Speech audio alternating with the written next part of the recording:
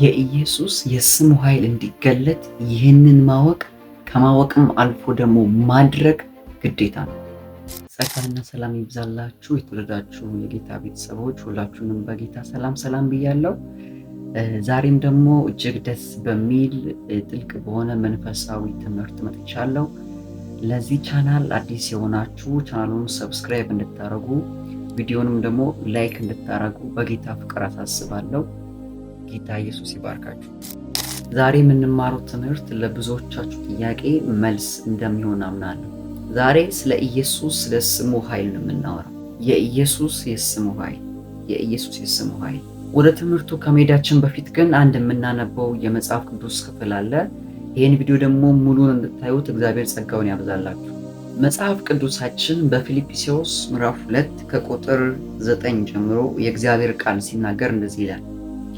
በዚህ ምክንያት ደግሞ እግዚአብሔር ያለ ልክ ከፍ ከፍ አደረገው፣ ከስምም ሁሉ በላይ ያለውን ስም ሰጠው። ይህም በሰማይና በምድር ከምድርም በታች ያሉት ሁሉ በኢየሱስ ስም ይንበረከኩ ዘንድ ምላስም ሁሉ ለእግዚአብሔር አብ ክብር ኢየሱስ ክርስቶስ ጌታ እንደሆነ ይመሰክር ዘንድ ነው። ክብር ለኢየሱስ ይሁን። ምን አለ ቁጥር 9 ላይ? በዚህ ምክንያት ደግሞ እግዚአብሔር ያለ ልክ ከፍ ከፍ አደረገው፣ ከስምም ሁሉ በላይ ያለውን ስም ሰጠው። ይህም በሰማይና በምድር ከምድርም በታች ያሉት ሁሉ በኢየሱስ ስም ይንበረከኩ ዘንድ ምላስም ሁሉ ለእግዚአብሔር አብ ክብር ኢየሱስ ክርስቶስ ጌታ እንደሆነ ይመሰክር ዘንድ ነው ይላል። ክብር ለኢየሱስ ይሁን። እዚህ ክፍል ላይ ስታነቡ ከስምም በላይ የሆነውን ስም ሰጠው ይላል። ከስምም በላይ የሆነ ስም ሰጠው። ይሄ ከስም በላይ የሆነ ስም ወይም ስም የሚለው የግሪኩ ቃል ኦኖማ ማለት ሲሆን የዚህም የግሪክ ቃል ትርጓሜ በእንግሊዘኛው ካራክተር ወይም ደግሞ አውቶሪቲ የሚል አጭር የሆነ የእንግሊዘኛ ትርጓሜን ይዟል። ክብር ለኢየሱስ ይሁን። እኔ ዛሬ አውቶሪቲ በሚለው ወይም ደግሞ ባለስልጣን ስልጣንነት የሚለውን በደንብ አወራችኋለሁ። ክብር ለኢየሱስ ይሁን። ይሄ ትምህርት ከገባችሁ በኋላ አምናለሁ ህይወታችሁ ላይ የኢየሱስ የስሙ ኃይል በኃይል እንደሚገለጥ አምናለሁ። ክብር ለኢየሱስ ይሁን። ኦኖማ ማለት የግሪክ ቃል ሲሆን በእንግሊዘኛ ትርጓሜ ስታመጡት አውቶሪቲ ወይም ካራክተር የሚል አጠር ያለ ትርጓሜን ይይዛል። አውቶሪቲ የሚለው ስልጣን ማለት ነው። አንዳንድ ፕሮፌሽኖችን ወይም አንዳንድ ስራ ላይ ያሉ ሰዎችን ለምሳሌ ብታዩ ስማቸው ያላቸውን አውቶሪቲ ይገልጻል። ለምሳሌ የመንግስት መስሪያ ቤት ከሆነ የሚሰጣቸው ስም አለ። በሕክምና ውስጥ ከሆነ ደግሞ የሚሰጣቸው ስም አለ። ያ ስም በዛ ስራ ውስጥ ያላቸውን ስልጣን የሚገልጽ ነው። ነገር ግን በደንብ አድርጋችሁ ስሙ። ስልጣን ሁለት ነገሮች ሊገድቡት ይችላሉ። ስልጣንን ሁለት ነገሮች ሊገድቡት ይችላሉ። የመጀመሪያው ታይም ነው ወይም ደግሞ ጊዜ ነው። ስልጣንን ሊገድቡት የሚችሉት ሁለቱ ነገሮች የመጀመሪያው ጊዜ ነው፣ ሁለተኛው ደግሞ ስፍራ ነው። በደንብ አድርጋችሁ ስሙ። ክብር ለኢየሱስ ይሁን። የመጀመሪያው ምንድነው? ጊዜ ነው። ሁለተኛው ነገር ደግሞ ስፍራ ነው። ስልጣንን ሊገድቡት የሚችሉት ለምሳሌ ይሄንን በምሳሌ እንይ ብንል ለምሳሌ ኢትዮጵያ ውስጥ አንድ ባለስልጣን ኢትዮጵያ ውስጥ ነው፣ ስልጣን አለው። አክሰስ የማድረግ አቅም አለው፣ ስልጣን አለው። ነገር ግን ከኢትዮጵያ ውጪ ሲሄድ ወይም ሀገር ሽፍት ሲያደርግ ያንን ስልጣን ሌላ ቦታ ላይ አክሰስ ማድረግ አይችልም። ምክንያቱም የተሰጠው ስልጣንን መጠቀም የሚችለው ስልጣኑ የሚሰራበት ስፍራ አለ፣ ቦታ አለ። በደንብ አድርጋችሁ ስሙኝ በጌታ ፍቅር። ታንክ ዩ ሆሊ ስፒሪት። ስልጣኑ የሚሰራበት ቦታ አለ፣ አክሰስ የሚያደርግበት ደግሞ ቦታ አለ። ለምሳሌ ኢትዮጵያ ውስጥ አንድ ትልቅ ስልጣን ያለው ሰው ኢትዮጵያ ውስጥ ብዙ ትዕዛዞችን ብዙ የሆኑ ውሳኔዎችን ማድረግ ቢችልም ቦታ ሲቀይር ግን ሌላ ክልል ሌላ ሀገር ሲሄድ ግን እዚህ ማድረግ የቻለውን በሙሉ እዛ ማድረግ አይችልም። እዚህ ወታደሮችን ማዘዝ ይችል ከነበረ ሌላ ሀገር ሄዶ የሌላ ሀገር ወታደሮችን ማዘዝ አይችልም። ስልጣን የመጀመሪያው በቦታ ይገደባል። ክብር ለኢየሱስ ይሁን። ስለዚህ ስልጣንን ቦታ ይገድበዋል። ሁለተኛው ታይም ይገድበዋል። ሁለተኛው ጊዜ ይገድበዋል። ጊዜ ስንል ምን ማለት ነው? ለምሳሌ በኢትዮጵያ ውስጥ ወይም በተለያየ ሀገር ጊዜ ባለፈ ቁጥር ስልጣን የተቀያየሩ የሚመጡበት ጊዜ አለ። ወይም ደግሞ ጊዜያቸው ሲያልቅ ስልጣናቸው የሚያበቃበት ታይም አለ። ህይወታቸው ዘመን እንኳን ሙሉ ባለስልጣን ቢሆኑ ከሞቱ በኋላ ያ ስልጣን ከነሱ ጋር አይቀጥልም። ታይም አለ። ስልጣን ከነሱ ጋር የሚቆይበት ስልጣኑን መጠቀም የሚችሉበት ገደብ የሚሆነው አንዱ ጊዜ ነው ወይም ደግሞ ታይም ነው። ክብር ለኢየሱስ ይሁን። የኢየሱስ የስሙን ስልጣን ግን መጽሐፍ ሲናገር ሃሌሉያ ከነዚህ ከሁለቱም ያለፈ ነው። ከቦታም ያለፈ ነው። ጊዜም አይገድበው፣ ስፍራም አይገድበው፣ ጊዜም አይገድበው። በደንብ አድርጋችሁ ስሙ። እዚሁ ፊልጵስዩስ ምዕራፍ 2 ላይ ስታነቡ ሐዋርያው ጳውሎስ ሲጽፍ እንደዚህ ነው ያለው፣ ይህም ስም በሰማይም በምድርም ከምድርም በታች ያሉ ሁሉ ይገዙለት ዘንድ which means ምን እያለ ነው? ይሄ ስም በተጠራበት ስፍራ ሁሉ የትም ስፍራ ተጠራ፣ የትም ስፍራ ይጠራ፣ እዛ ቦታ ላይ ያሉ የትኛውም ፍጥረቶች ግዑዝ አካላት ሁሉ ሳይቀር እንዲገዙለት ይሄ ስም ስልጣን አለው። ሃሌሉያ። ኢትዮጵያ የተጠራው የኢየሱስ ስም ቻይና ሀገር ቢጠራም ስልጣን አለው። ኢትዮጵያ የተጠራው የኢየሱስ ስም ሳውዝ አፍሪካ ቢጠራ አሁንም ስልጣን አለው። አክሰስ ማድረግ ይችላል። ኢየሱስ ክርስቶስ ጌታ ነው። የኢየሱስን ስም ቦታ አይገድበው። ዓለም ላይ ተጠራ፣ ከዓለም ውጭም ሆነ ሀገር ላይ አህጉር ላይ wherever የትኛውም ስፍራ ኢየሱስ የሚባለው ስም ከተጠራ ይሄ ስም ይገለጣል ወይም ደግሞ አክሰስ ማድረግ ይችላል። ኢየሱስ ክርስቶስ ጌታ ነው። ክብር ለኢየሱስ ይሁን። ሁለተኛው ይሄንን ስም ጊዜ መገደብ አይችልም። የሐዋርያው ጳውሎስ መልእክት ወደ ኤፌሶን ሰዎች ምዕራፍ 1 ከቁጥር 18 ጀምሮ ያለውን እግዚአብሔርን ቃል አነባለሁ። እንዲህ ይላል፣ ክርስቶስንም ከሙታን ሲያስነሳው ከአለቅነትና ከስልጣንም ከኃይልም ከጌትነትም ሁሉ በላይና በዚህ ዓለም ብቻ ሳይሆን በደም ስሙ በዚህ ዓለም ብቻ ሳይሆን ነገር ግን ሊመጣ ባለው ዓለም ደግሞ ከሚጠራው ስም ሁሉ በላይ በሰማያዊ ስፍራ በቀኙ ሲያስቀምጠው በክርስቶስ ባደረገው ሥራ የብርታቱ ጉልበት ይታያል።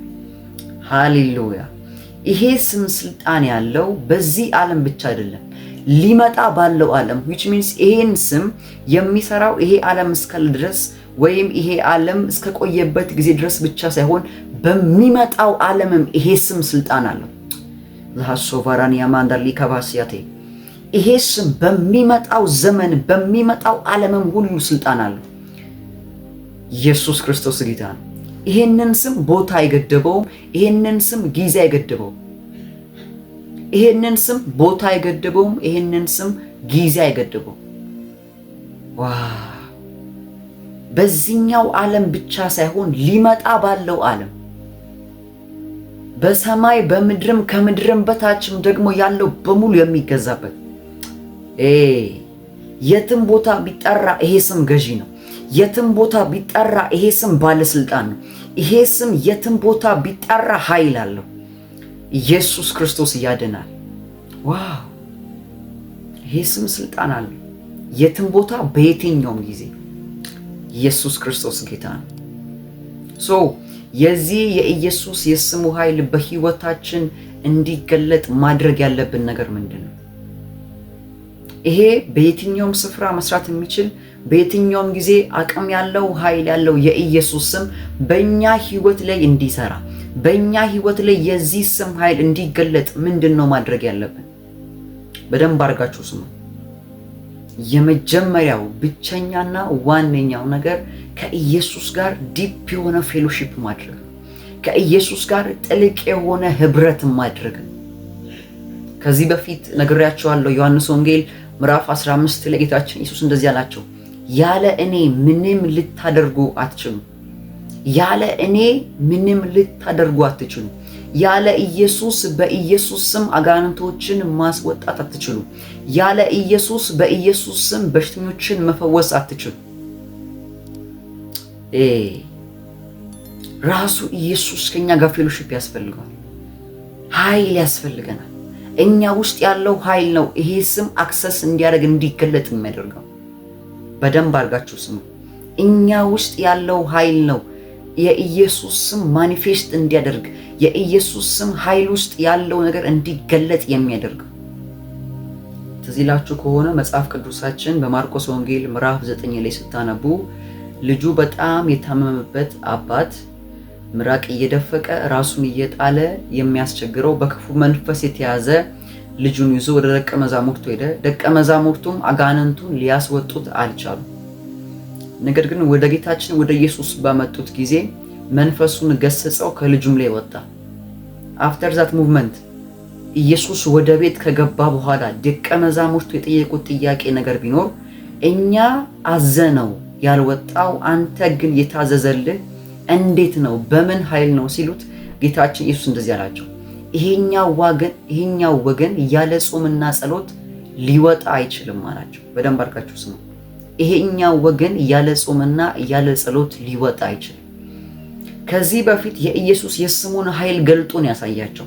ከዚህ በፊት የኢየሱስ ስም ያለውን አውቶሪቲና ስልጣን ገልጦን ያሳያቸው። ሃሌሉያ ሃሌሉያ ሃሌሉያ። ገልጦን ያሳያቸው። አውቶሪቲ እንዳለው አውቀዋል። ይሄ ስም እንደሚሰራ አውቀዋል። ነገር ግን አሁን ላይ ይሄኛው መንፈስ ላይ ግን ለነሱ አስቸግሮ ለክርስቶስ ግን ታዘዘ። ኋይ ሲሉ ይሄኛው ወገን በጾምና በጸሎት ካልሆነ በቀር ሊወጣ የሚችል አይደለም አላቸው። ምን እያላቸው ነው ጌታችን ኢየሱስ? ኃይል ያስፈልጋቸዋል እያላቸው፣ ኃይል ያስፈልጋቸዋል እያላቸው። ሐዋርያት ሥራ ምዕራፍ 1 ሌላቸው እግዚአብሔርን ቃል ስታነቡ ኃይልን ሳትቀበሉ ከኢየሩሳሌም እንዳትወጡን ያላቸው ዘን ኃይልን ከተቀበሉ በኋላ ግን ሐዋርያት ሥራ ምዕራፍ 3 ስታነቡ በጌታ በኢየሱስ ክርስቶስ ስም መራመድ የማይችለውን ሰው ተነስቶ እንዲራመድ ማዘዝና መፈወስ ጀመሩ። ለምን? ኃይል ስላገኛቸው። በመጀመሪያው ታይም ላይ የኢየሱስ ስሙ ምን ያህል ስልጣን እንዳለው አሳያቸው። ግን ይህንን ሁልጊዜ ማድረግ አልቻሉም። ያን ካደረጉ ከጥቂት ሰዓታት በኋላ ይሄኛው መንፈስ ማዘዝ ከበዳቸው፣ ማስወጣት ከበዳቸው። ኋይ ከተባለ ቅድም ጌታችን ኢየሱስ 72ቱን ደቀ መዛሙርት ሲልካቸው የስሙን አውቶሪቲ ሊያሳያቸው ስለፈለገ ነው። እዚህ ላይ ግን ኃይልን ስላልተቀበሉ ሁሉንም ነገር በኢየሱስ ስም ማድረግ ከበዳቸው። የኢየሱስን ስም ኃይል መግለጥ ከበዳቸው። ስለዚህ ያለ ጾምና ያለ ጸሎት ይሄኛው ወገን አይታዘዝም አላቸው። which means ፌሎሺፕ ይፈልጋል። ከኢየሱስ ክርስቶስ ከራሱ ጋር ዲፕ የሆነ ፌሎሺፕ ይፈልጋል። በዛ ውስጥ የምንቀበለው ኃይል ነው የኢየሱስ ስም በእኛ ህይወት ላይ እንዲገለጥ የሚያደርገው። በዛ ፌሎሺፕ ውስጥ የምንቀበለው የመንፈስ ቅዱስ ኃይል ነው የኢየሱስ ስም በእኔና በእናንተ ህይወት እንዲሰራ እንዲገለጥ የሚያደርገው። ግላሶ ባራን ያማንዳ ካባራሪ ኮስታ ለግራሃዲያና ማለ ያ ስም ነው እንዲገለጥ የሚያደርገው። ይሄ ኃይል ነው እንዲገለጥ የሚያደርገው። የኢየሱስ የስሙ ኃይል እንዲገለጥ የሚያደርገው እኛ የተቀበልነው ኃይል ነው። አያችሁ፣ መንፈስ ቅዱስና ኃይልን ከተሞሉ በኋላ የትኛውም ስፍራ በሄዱ በኢየሱስ ስም አጋንንትን ያስወጣሉ፣ በሽተኛን ይፈውሳሉ፣ የሞትን ያስነሳሉ። ሆይ ካላችሁን ኃይልን ተቀብለዋል። የተቀበሉት ኃይል ደግሞ የኢየሱስን የስሙን ኃይል ይገልጣል፣ አውቶሪቲውን ይገልጣል። የኢየሱስ ስም ስልጣን አለው፣ ስልጣንም ተሰጥቶታል። ከስሞችም ሁሉ በላይ የሆነ ስም ነው። ይሄ ስልጣን ግን እንዲገለጥ እኔና እናንተ ከመንፈስ ቅዱስ ጋር ፌሎሺፕ አድርገን ማውጣት ያለብን ኃይል አለ። ያም ደግሞ የመንፈስ ቅዱስ ኃይል። ሃሌሉያ! የመንፈስ ቅዱስ ኃይል ስልጣን አንድ ሰው ቢኖረው፣ ለምሳሌ ኢትዮጵያ ወይም ደግሞ የሆነ ሀገር የመከላከያ ሰራዊት ወይም ኢታማዦር ሹም ብትወስዱ ከስሩ የሰው ኃይል የመሳሪያ ኃይል ከሌለው ስልጣኑ ብቻ ምንም ሊያደርግለት አይችልም። ስልጣኑ ብቻ ምንም ሊያደርግለት አይችልም። አንድ ወታደር የሆነ ሰው ሹመቱ ቢኖረው ግን የሰው ኃይል ከሌለ ማዘዝ ካልቻለ ወይም ደግሞ ጦር መሳሪያ ከሌለው ምንም ማድረግ አይችልም። አውቶሪቲ ብቻ ቢኖረው። የኢየሱስ ስም ስልጣን አለው። በእኛ ህይወት ግን እንዲሰራ የሚያደርገው እኛ የተካፈልነው የእግዚአብሔር ኃይል ነው። እኛ በጸሎት ህይወት የተቀበልነው የመንፈስ ቅዱስ ኃይል ነው።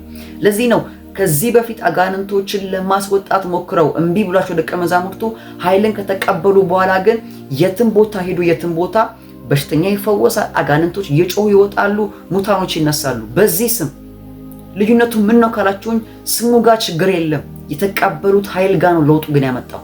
የተቀበሉት ኃይል ነው ግን ልዩነቱን ያመጣው። የኢየሱስ ስም በእኛ ህይወት እንዲገለጥ የምንፈልግ ከሆነ የመንፈስ ቅዱስ ኃይል በእኛ ሊኖር ያስፈልጋል። ያ ደግሞ የሚኖረው ጥልቅ በሆነ ህብረት ነው፣ ጥልቅ በሆነ የጸሎት ህይወት ነው። ክብር ለኢየሱስ ይሁን። በዚህ ቪዲዮ በጣም እንደተማራችሁበት ደግሞ መንፈስ ቅዱስ በብዙ እንደገለጠላችሁ አምናለሁ። ለዚህ ቻናል አዲስ የሆናችሁ ቻናሉን ሰብስክራይብ ማድረግና ቪዲዮውን ደግሞ ላይክ ማድረግ እንዳትረሱ በጌታ ፍቅር አሳስባችኋለሁ። ከዚህ በኋላም በሌሎች በአዳዲስ ትምህርቶች ስለምንመጣ የኖቲፊኬሽን ምልክት እንዲደርሳችሁ ቻናሉን ሰብስክራይብ ማድረጋችሁን ቼክ አድርጉ። ቪዲዮውን ላይክ ማድረግ አትርሱ። ጌታ ኢየሱስ ዘመናችሁን ይባርክ። ተባርካችኋል።